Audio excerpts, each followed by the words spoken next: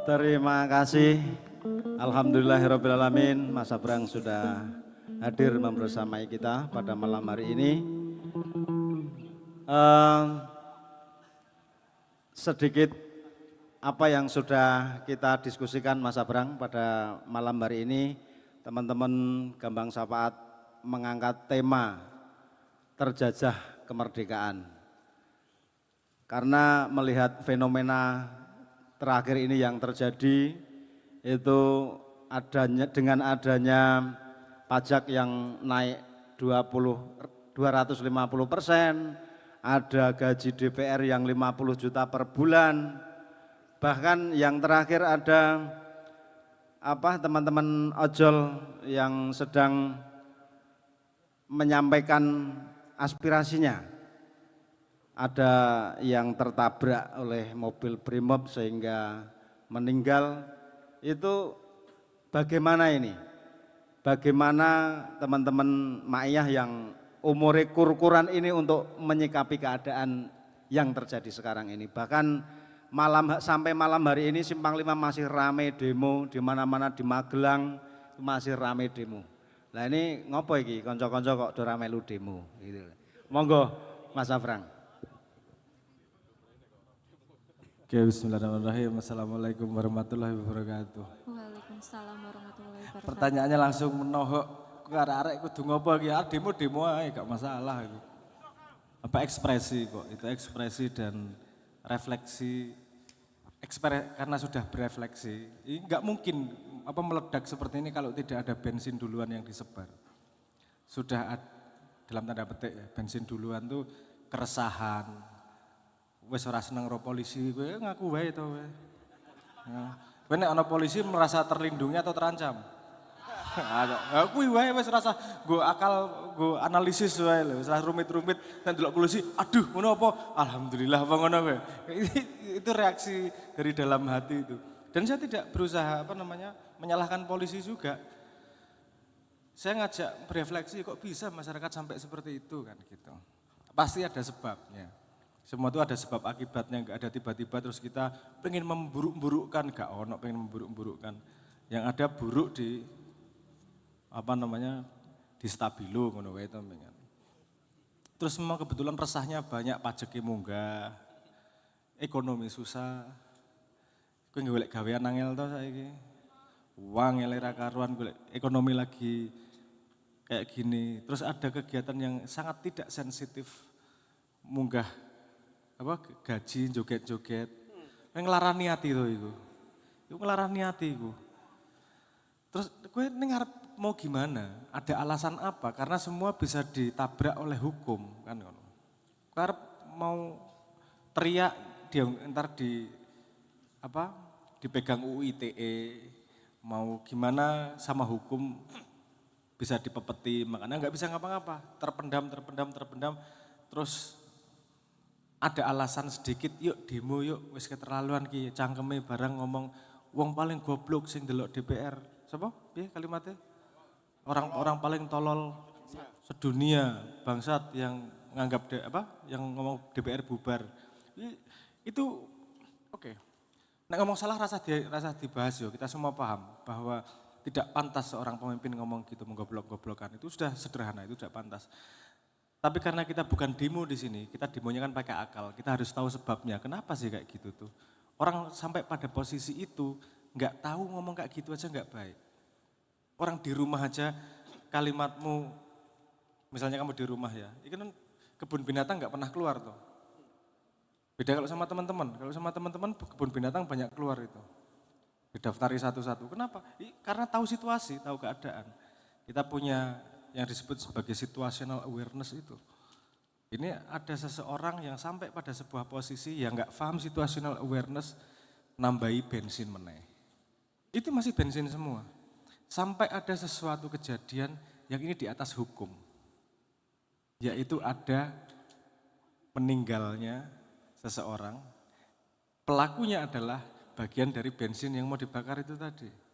Wes ada alasan nih kemudian, ada argumentasi untuk berbuat, kowe ngelanggar hukum, kowe ngono kuwi semena-mena, ada bukti nyatanya, ini jadi gate pintu terbuka untuk kemudian wes mubal kabeh. Tapi juga kita hidup di dunia politik yang tidak simpel, bahwa sumbernya organik, sebabnya organik, yang menunggangi ada juga. Kalau ada yang ngomong bahwa, oh ini rekayasa, enggak juga, ada organiknya. Tapi kalau ngomong bahwa ini full organik, enggak ada rekayasa sama sekali, ada juga yang bayari, jangan lupa. Artinya tidak murni-murni amat juga, tapi juga jangan dianggap sepele juga. Karena masyarakat segitu banyak sampai mau bergerak, itu enggak mungkin ono sing didit bayari kabeh itu. Pasti ada organiknya juga. Dan yang perlu diperhatikan, itu ketika ada kalimat tadi itu misalnya, wong goblok sing ambubarno PDR, DPR, itu yang perlu pertama ditanyakan sebagai seorang DPR, kok iso ya metu kalimat ngono kuwi? Salahku apa ya? Kita kurang apa ya? Enggak, wis langsung kowe goblok, kowe salah, kowe goblok, kowe salah, wis mesti rusak. Pertanyaan saya begini sederhana. Kalau Anda misalnya Anda di ruang makan, terus kemudian Anda habis beli ayam goreng, taruh di meja, tinggal pipis, bali-bali digondol karo kucing. Kamu akan dendam berapa lama sama kucingnya? Yang salah siapa di situ? Hah? Yang salah siapa? Kucingnya. Ayame. Yang sing salah, yang pekolak ya kowe itu.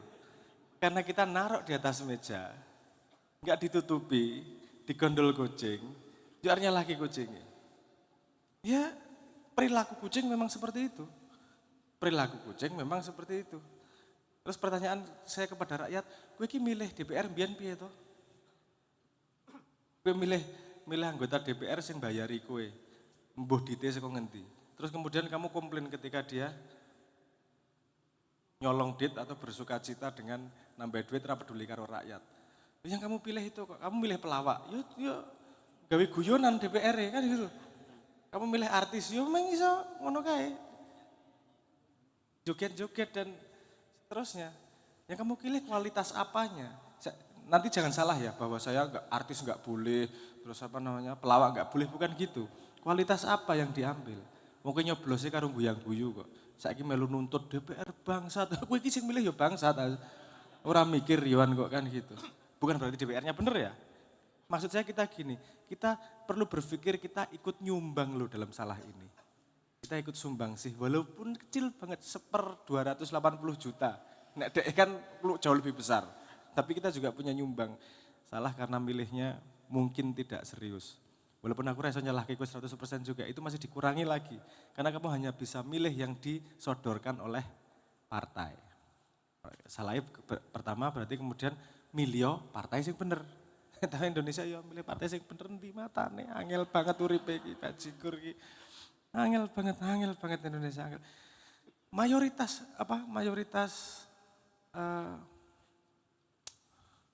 golput pun enggak dianggap batal kok. Pertanyaan saya, konsep demokrasi itu mayoritas menang, betul enggak? Pernah enggak partai ada yang mayoritas?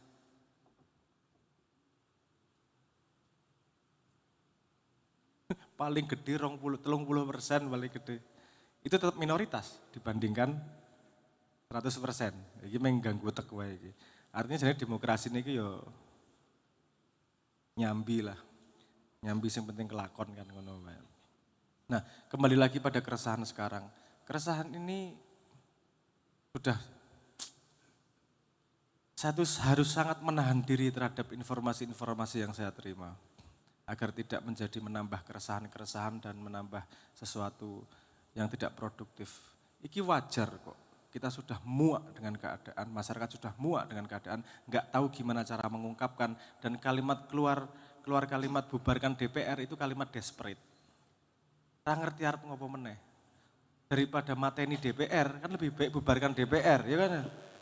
Itu jauh lebih halus itu. Karena dalam hati masyarakat sebenarnya pateni wae kayak diobong omahe, kan ngono. Dalam hatinya sebenarnya. Tapi kan ada kesopanan, wis bubarkan aja DPR. Maksud saya, ya karena kemuakan dalam hati, wih, urip wis angel, pajak tambah gede, golek gawean angel, joget-joget sedina 3 juta mayan, cok ini. Loh, saya melihatnya itu sangat-sangat geli dan sangat-sangat tidak paham. Kamu setidak sensitif itu ya? Mungkin memang mereka tidak pernah bergaul dengan masyarakat bawah. Gak pernah di lapangan duduk di pojokan ngelihat orang tua sudah sangat tua narik gerobak seperti itu dan gimana kamu bisa makan enak. Gak pernah seperti itu, wong di jalan aja minta dijagani wiwi apa? Apa sing totot kuwi lho. Entot nah kuwi lah segala macam itu. Gimana mewakili rakyat yang mana? Kami adalah wakil rakyat. Telek ya Allah ya Rabbi. Ono meneh sing ngomong rakyat jelata, so? Kamu DPR, kamu rakyat jelata. Wajigur rakyat. Ya Allah ya Rabbi. Ini menunjukkan kegagalan pendidikan Indonesia. Yes. Nengendi. Dan kita semua ikut menyumbang dalam pendidikan itu. Kesalahan pendidikan. Karena pendidikan bukan nomor 1 di sekolah. Pendidikan nomor 1 adalah di keluarga. Sekolah adalah hanyalah meneruskan pendidikan. Guru adalah orang tua kedua. Tapi orang tua adalah guru pertama. Jadi nomor 1 adalah pendidikan di keluarga. Tapi apa sih yang salah dididikkan? Sebenarnya apa? Nah, oke, kita lihat pendidikan kita. Yang paling penting dari pendidikan apa? Baca tulis, betul nggak? Kenapa baca tulis dianggap yang paling penting? Karena investasi dan hasil jauh dapatnya, profitnya. Kamu belajar baca berapa lama? Setahun. Tapi dengan bisa membaca, khasanah ilmu terbuka segitu lebarnya. Khasanah ilmu semua buku terbuka, internet bisa dibaca, nyari informasi di Google bisa, ngobrol sama ChatGPT bisa. Informasi segitu banyak tidak akan terbuka kalau kita nggak bisa baca tulis. Tapi saya mau ngomong, ada satu lagi ilmu yang sangat penting yang tidak pernah kita ajarkan dari kecil. Ngukurnya gini, baca tulis penting nggak tadi? Lebih penting mana dengan pengetahuanmu tentang dinosaurus? Baca tulis. Cara ngukurnya gimana kok lebih penting baca tulis? Dalam sehari, kamu butuh ilmu baca tulis berapa kali? Dalam sehari. Dalam sehari kamu butuh ilmu dinosaurus berapa kali? Nek ora ketemu Mas Dur lah ora butuh ngobrol dinosaurus. Paham maksud saya ya? Artinya semakin banyak ilmu dipakai berarti dia semakin penting. Tapi kan dia nggak setiap hari baca, sekarang aja nggak baca kok. Artinya ilmu baca tulis itu nggak kepake sekarang. Ada satu ilmu yang terus menerus dipakai setiap saat. Bahkan Islam mewajibkan 5 kali sehari. Untuk mengingatkan terus ilmu itu. Ilmu itu apa sih? Saya menyebutnya, gue bahasa Inggris wae ya, aku kurang ngerti bahasa Indonesia nih soalnya. Ilmu itu yang disebut sebagai situational awareness. Kamu tahu, paham betul posisimu. 5 kali sehari itu mengingatkan bahwa kamu hamba dari Tuhan. Ada situasi itu nggak boleh dilupakan. Kemudian kamu tahu ada situasi di keluarga berlakunya seperti apa. Situasi di kantor berlakunya seperti apa. Kamu situasi dengan bosmu ngobrolnya gimana. Kalau Jawa itu ada kromo inggil, ada nguko. Itu pelajaran situational awareness. Karena tahu harus ngomong pakai bahasa apa, kepada siapa. Paham maksud saya ya? Nah ini yang tidak dimiliki oleh para pemimpin kita. Dan mungkin sebagian besar dari kita semua. Situational awareness-nya tidak paham. Sehingga sangat susah untuk bisa menerjemahkan kemerdekaan. Enggak salah itu semua yang diomongin, kemerdekaan tidak dijajah apa dan seterusnya enggak salah. Tapi bukan konsep inti dari kemerdekaan. Karena tidak punya ilmu situational awareness itu tadi. Berapa kali dipakai sehari situational awareness? Hampir setiap saat. Hampir setiap saat. Bahkan tidur pun, ibu tidur ngeloni bayi nih, karo tidur karo bapake, beda. Bapake, ono ibune, ra ono anake, ya mesti ra turu. Ngopo? Itu situational awareness. Lumayan ki. Manten anyar, bayine ra ono, mosok dinggurke kan gitu. Jadi ya situational awareness yang berbeda. Paham maksud saya? Itu ilmu yang paling penting namanya situational awareness. Kalau Anda paham situasi, Anda paham bersikap seperti apa, paham ngomong apa, paham tidak ngomong apa, ngomong caranya gimana. Itu Anda pakai di dunia pekerjaan, dunia pendidikan, dunia keluarga, jadi pejabat, jadi anak buah, jadi entrepreneur, whatever situasinya, akan sangat berguna. Anda pikir ketika kita belajar dari Jepang, lihat nih dari kecil sudah diajari baris. Apa sih yang diajarkan? Kemampuan baris berbaris. Salah, situational awareness. Bahwa pada situasi tertentu kita semua sama rata, kita harus ngantri bukan berdasarkan darah, bukan berdasarkan anak siapa, bukan berdasarkan kekayaan siapa, tapi kita situasinya sama sebagai siswa, harus pakai cara yang namanya antri, FIFO, first in first out, siapa yang pertama di depan, yang terakhir di belakang, yang masuk yang depan sendiri. Lihat, pejabat ngantri di kereta api aja nggak bisa, harus ditemenin sama ajudannya, sama apa tuh ngono ki jenenge aku, protokoler, sama protokoler di bandara yang nganterin dia nggak usah ngantri. Loh, kalau misalnya gini, kalau di pesawat berangkatnya bareng, paham ya?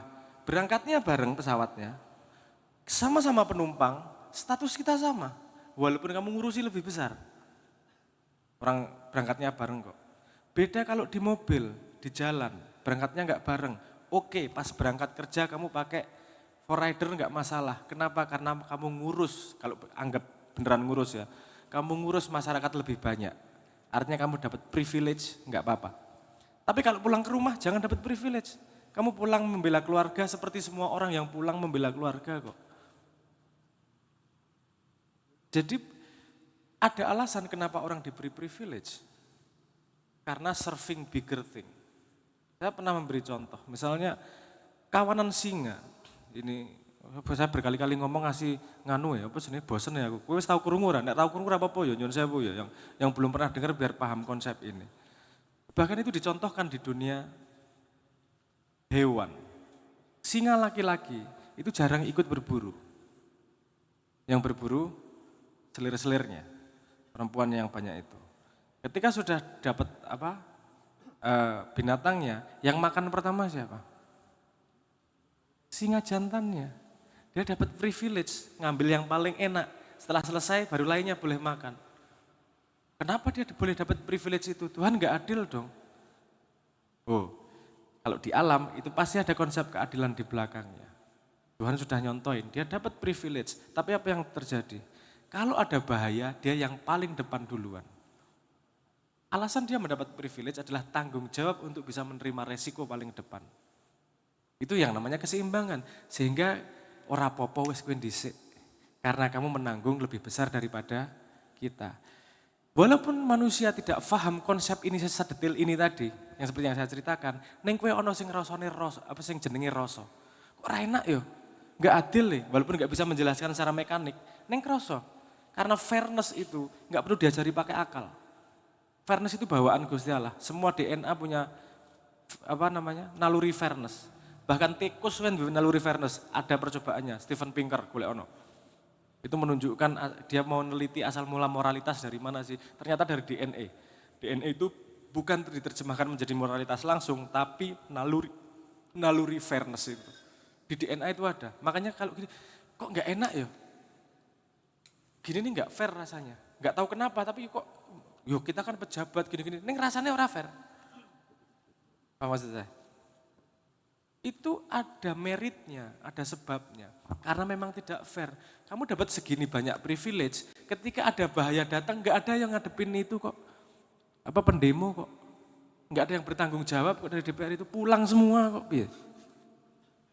Gue gelem privilege-nya tok, tapi nggak mau ngadepin bahayanya. Fuck.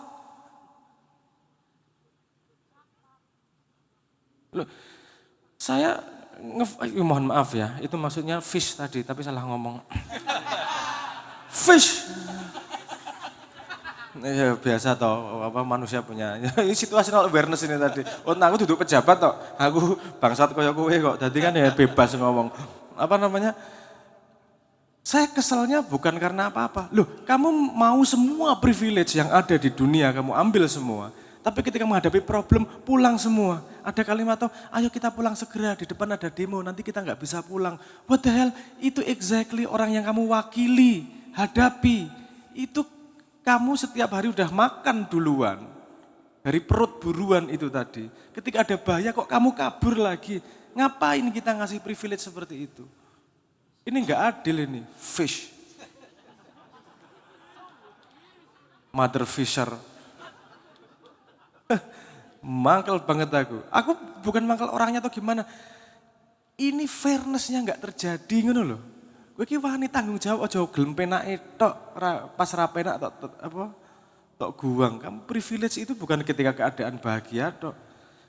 Kawin aja sehidup semati, bahagia bareng, soro bareng. Ini kita, bukannya kita menikah di sini. Kita bukan pekadekmu loh. Kita bukan rakyat jelatamu di mana kamu pemimpin dan junjunganku loh. Fish. No. Yang kamu ngomong rakyat jelata, oh itu menurut KBBI telek. Nah, itu retorika mengampuni diri sendiri. Kita tahu insinuasinya secara jelas. Emang kamu setiap hari ngomong pakai KBBI? Kalau kamu setiap hari ngomong pakai KBBI, ketika kamu argumentasinya bahwa itu menurut KBBI, aku percaya. Wong kamu pakai KBBI hanya ketika ada masalah itu kok. Artinya ya alasan toh. Apa rakyat jelata itu nggak mengenakan, kamu nggak punya hak sama sekali ngomong kita rakyat jelata. Yang berhak ngomong rakyat jelata adalah kita sendiri ngomongin kita sendiri. Terserah. Lalu kita ngomongin aku rakyat jelata kok boleh, bebas. Tapi kalau ngomongin orang rakyat jelata, rakyat it's okay. Jelata itu punya konotasi merendahkan. Orang rendah pun nggak perlu direndahkan kok. Jigur ya. Fish. Masa ana wong picek yo, cek ngono kan yo itu fakta. Yo ndasmu yo orang ngono kuwi. Kamu belum sedekat itu untuk bisa ngomong ngono. Walaupun aku pernah ngono, Gus. Karo urusan picek sih. Teman-teman Leto itu kan sangat dekat. Jadi ketika Widi ayahnya meninggal, itu kita semua nganterin beliau sampai dikuburkan bapaknya beliau. Pulang dari kuburan, tim yatim, biar rasane. Wes cangkeme wis ngono kuwi. Itu yuk kita nggak mungkin dong ngomong sama orang sembarangan ngono kuwi karena saking dekatnya ada. Iya wis paham. Iki cah-cah mesti asu iki. Lagi 10 langkah wis celuk yatim. Berduka cita sithik apa piye. Tapi itu cara berpelukan yang berbeda. Itu kita paham kok, kerasa kok. Apakah itu menghina, apakah itu berpelukan, ataukah apa kita kerasa kok. Gak usah diargumentasikan seperti apa. Dan yang paling parah dari situasi ini adalah orang-orang yang seharusnya paling punya perasaan, justru mati perasaannya. Seperti yang dikatakan Simbah, kamu pernah menderita apa sih? Kamu pernah ditindas seperti apa sih? Sampai bisa menindas rakyat kayak gitu. Sampai gak mikir susahnya makan kayak gini. Kamu masih bisa makan enak. Kamu masih bisa dengan senang hati petentengan kayak gitu. Gak tahu bahwa ada orang cari kerjaan, 4 pekerjaan yang datang 700 orang. Kue nangis bangun kue DPR loh, Cuk, Fis. Kue DPR loh, perwakilan rakyat loh. Minimal sedih bersama rakyat. Ikut merasakan yang apa rakyat rasakan. Wes, mewakili kita. Tapi mereka sudah mewakili walaupun belum total. Gue pengen sugih diwakili. Gue pengen munggah haji ben tahun diwakili. Pengen omah gede diwakili. Sing wakile geleme kuwi tok, nek pas ora wegah makili.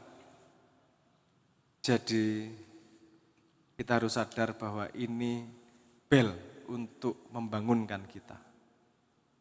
Lihat.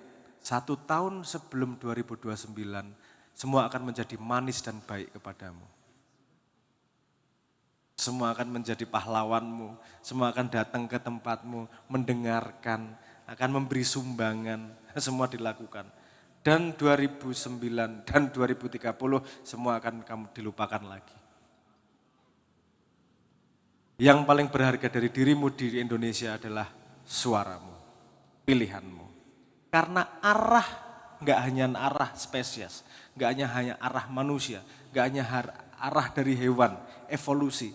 Arah dari peradaban evolusinya itu bergantung pada wanita. Tergantung pada yang milih, bukan yang dipilih. Paham Ra? Oke. Tak genahke sithik ya. Ini sebuah konsep. Saya paling senang belajar di alam. Kenapa? Kalau pendapat saya bisa salah. Tapi kalau saya lihat polanya di alam terjadi, artinya Tuhan sudah kun fayakun dan pola itu sudah berjalan ribuan tahun.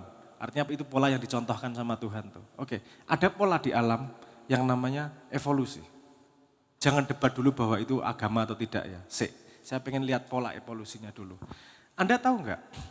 Evolusi ada binatang-binatang yang untuk mencari pasangannya itu kelakuannya aneh-aneh. Ono sing ono sing nek pitik kan gini-gini kan. Pitik memeti ngono kae. Nek penguin itu ngasih batu. Wah, lucu.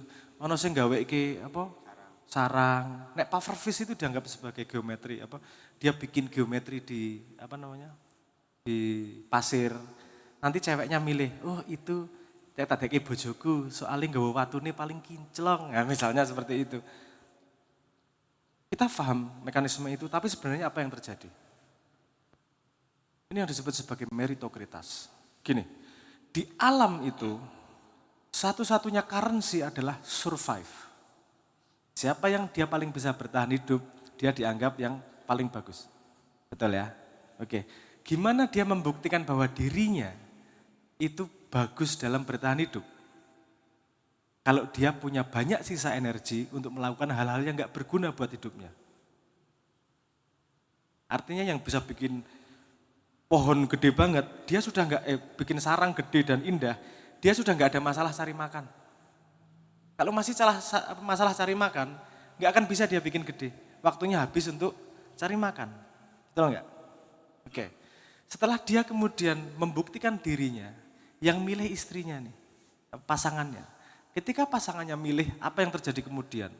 Di DNA-nya, kemampuan untuk mencari makan itu diturunkan ke generasi berikutnya. Generasi berikutnya akan lebih pandai lagi mencari makan. Paham maksud saya ya? Artinya siapa yang dipilih oleh pemilihnya akan menentukan arah pergerakan peradaban berikutnya atau generasi berikutnya. Itu juga yang terjadi di dunia manusia. Tapi yang turunannya bukanlah DNA, yang menurun adalah idea. Pertanyaannya sederhana, Anda mau ngeliat 2045 seperti apa? Lihatlah yang dianggap tinggi saat ini. Karena kualitas itu yang akan direplikasi ke generasi berikutnya. Ada buktinya. Kalau Anda punya data, Anda cari datanya. Saya sudah membuktikan dengan data Jambore. Ketika mau ikut Jambore, itu ada form. Salah satu isinya adalah cita-cita. Saya lihat itu cita-cita itu. Kenapa? Menurut saya paling penting, kan itu aspirasi si anak. Dengan yang dilihat siapa yang di atas, yang mau direplikasi siapa idenya. Tahun 80-an cita-cita masih dokter, insinyur, dan seterusnya. 2000 ke atas udah mulai content maker, YouTuber. Udah sekarang udah nggak ada, hampir nggak ada yang cita-citanya jadi insinyur, dokter, itu 1 dari 100 mungkin. Polisi masih.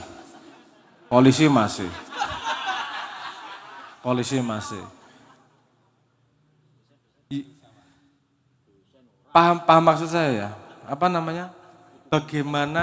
Bagaimana daya imajinasi dan horizon yang anak-anak kita, yang generasi berikutnya tuju adalah yang seperti itu.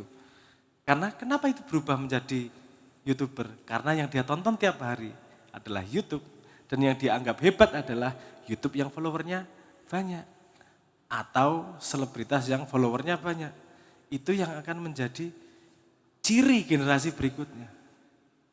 Ketika ada orang ngomong Indonesia gelap, Ada yang datang dari cuman keputusasaan sesaat. Ada yang datang dari analisis.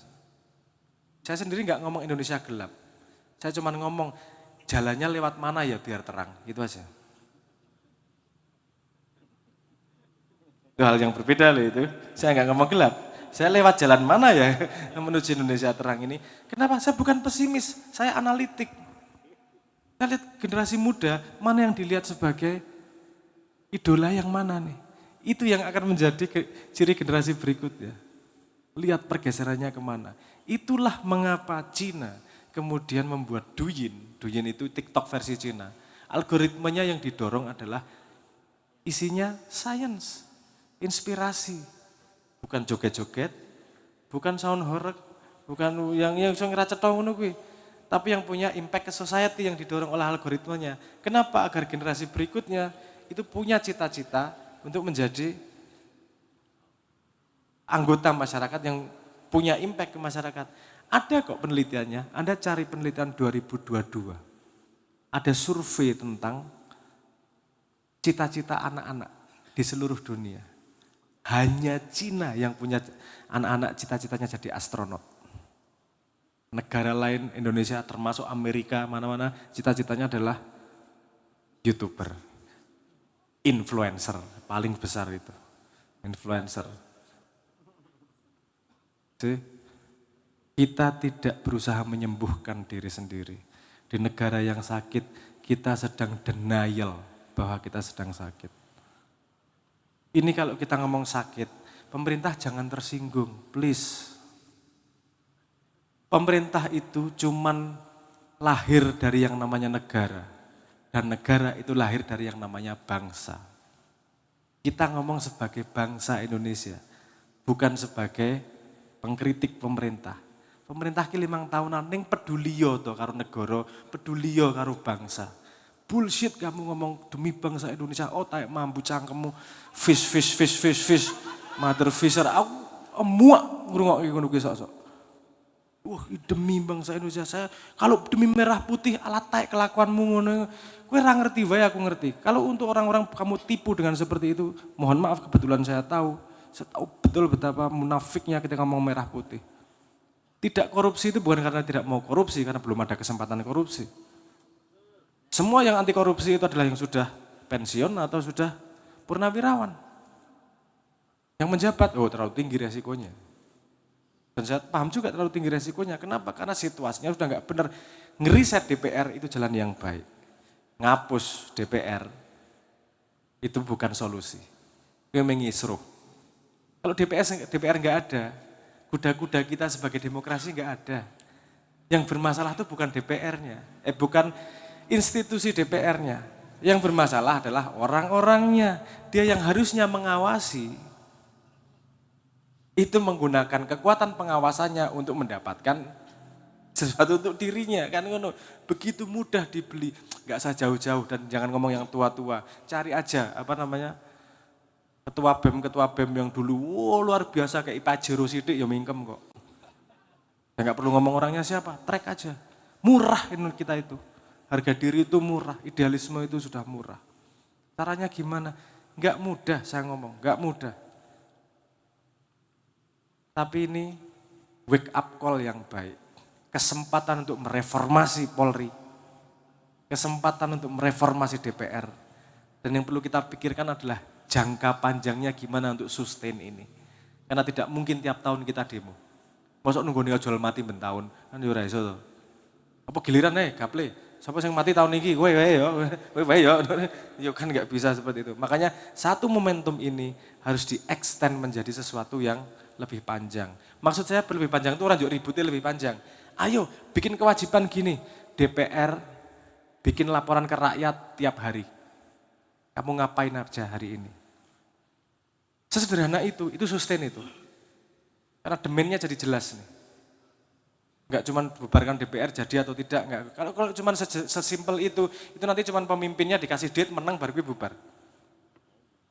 Kalau kita jelas yang kita tanam apa, yang ditanam adalah sistem atau mekanisme. Tanpa itu cuma kendaraan semua itu. Kalau sudah ada mekanisme itu lumayan. Salah satu yang paling menyakitkan itu karena ketidaktahuan. Kowe ora ngerti tau DPR bendino ngopo? Saya kasih tahu cerita sedikit. Sorry saya kepanjangan ngomong. Setelah itu saya kembalikan. Saya kasih tahu cerita sedikit. Jadi ada seorang penjahat waktu itu di Jepang yang hukumannya tuh hukum mati nggak cukup. Harus ada hukuman yang lebih besar daripada hukum mati. Neng opo? Anda tahu idenya gimana? Masa dihukum pecis? Itu sudah tidak manusiawi. Yang menghukum jadi tidak melanggar HAM dan seterusnya itu. Tapi gimana? Dia sudah hukum mati tapi nggak cukup. Akhirnya dibuat gini. Anda dihukum mati tapi nggak dikasih tahu tanggalnya.